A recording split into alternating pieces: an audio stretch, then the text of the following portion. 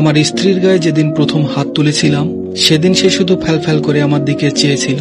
থাপ্পড়ের বেগ এমন ছিল যে তার ঠোঁটের কোণে রক্তবিন্দু জমে গেছিল।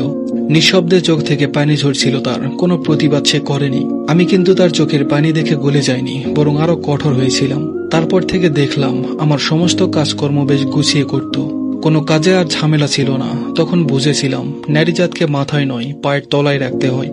বেশি আলগা দরদ দেখালে বিগড়ে যায় এরা, তাই তাকে কন্ট্রোল রাখার জন্য পান থেকে চুন খসলেই মারতাম।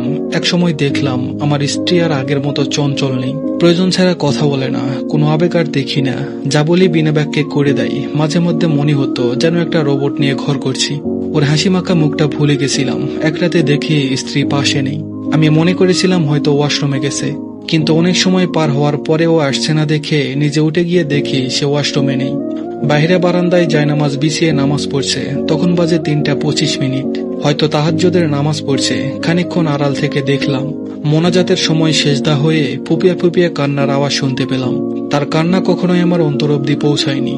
আগে অল্প কিছু হলেই ফ্যাস ফ্যাস করে কেঁদে ফেলতো, বড্ড বিরক্ত লাগতো। কিন্তু এই নামাজে কান্না দেখে কেমন যেন অন্তরে ভয় ঢুকে গেল। এই কান্না আমাকে হিম করে দিল। পাজরে যেন কেউ আঘাত করছে তেমন কষ্ট হচ্ছিল। আমি আর দাঁড়াতে পারলাম না, চলে আসলাম ঘরে। শুধু মাথার ভিতর কাজ করছিল আল্লাহর কাছে সে কি এমন চাইছিল যে এমন ফুপিয়ে ফুপিয়ে কাঁদছে সে। পরের দিন সন্ধ্যায় দেখলাম আমার স্ত্রী বারান্দায় বসে আকাশের দিকে তাকিয়ে আছে। আমি চুপচাপ তার পাশে গিয়ে বসলাম। আমাকে বসা দেখে সে উঠে চলে যেতে নিল। আমি তাকে বলি, কোথায় যাচ্ছ?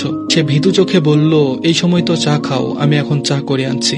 বললাম, আমার চা লাগবে না এখন, তুমি আমার পাশে বসো একটু। আমার কথায় সে কিছুক্ষণ বোকার মতো চেয়ে রইল। তারপর বাধ্য মেয়ের মতো আমার পাশে খানিকটা দূরত্ব বজায় রেখে বসে পড়ল।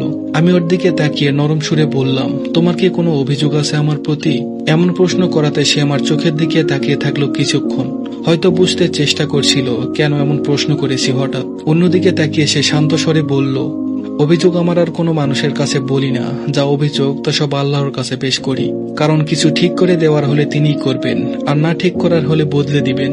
সবকিছু তার হাতেই। তাই কারোর প্রতি আমার অভিযোগ, রাগ, ক্ষোভ কিছুই নেই। বললাম, তাহলে কাল রাতে নামাজে এমন কি প্রার্থনা করছিলে যে কাঁদছিলে তুমি? সে আমার দিকে তাকিয়ে বলল, একটা সময় ছিল যখন আল্লাহর কাছে তোমাকে পাওয়ার জন্য ঠিক ওইভাবেই কাঁদতাম প্রতিটা মোনাজাতে। এখনো সেইভাবেই আল্লাহর কাছে চাই তোমার কাছ থেকে মুক্তি পেতে। আমার স্ত্রীর এই কথাটা সেদিন আমার কলিজা ছেদ করেছিল। একটা সূক্ষ্ম ব্যথা অনুভব করছিলাম। আমার কাছে মনে হচ্ছিল এর থেকে বেদনাদায়ক কথা এই পৃথিবীতে আমার জন্য একটাও নেই। আমার স্ত্রীর চোখের কোণে তখন পানি ছিল। আমি বুঝেছিলাম নারীকে কঠোর হয়ে কখনো আয়ত্তে রাখা যায় না। মেয়ে মানুষ আল্লাহর কাছে অত্যন্ত প্রিয় এবং দামি। তাই পুরুষের কাছে সে দাসী নয়। ভালোবাসা, সম্মান, ধৈর্য, যত্ন দিয়ে নারীকে যেভাবে ইচ্ছে চালনা করা যায়। অবহেলা, অসম্মান, অযত্ন দিয়ে যেমন কিছু হাসিল করা যায় না, তেমনি একজন রক্তে মাংসে গড়া মানুষকেও আয়ত্তে রাখা যায় না। ধন্যবাদ সবাইকে।